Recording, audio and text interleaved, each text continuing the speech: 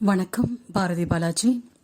இன்றைக்கி நிஃப்டியை பொறுத்தவரை 24,832 ஓப்பன் ஆகி அதிகபட்சமாக 25,044, குறைந்தபட்சமாக 24,756, முடிக்கும்போது 217 புள்ளி ப்ளஸ் பாயிண்டில் 25,013 க்ளோஸ் கொடுத்துருக்காங்க. நேற்று நம்ம கொடுத்த டிப்ஸில் put option 68.40 buy rate, target 87 சொல்லியிருந்தோம். டார்கெட் அச்சீவ் ஆகிடுச்சு. ஐ ஹோப் நீங்கள் எல்லோரும் ப்ராஃபிட் புக் பண்ணியிருப்பீங்க நம்புகிறேன். வாழ்த்துக்கள்.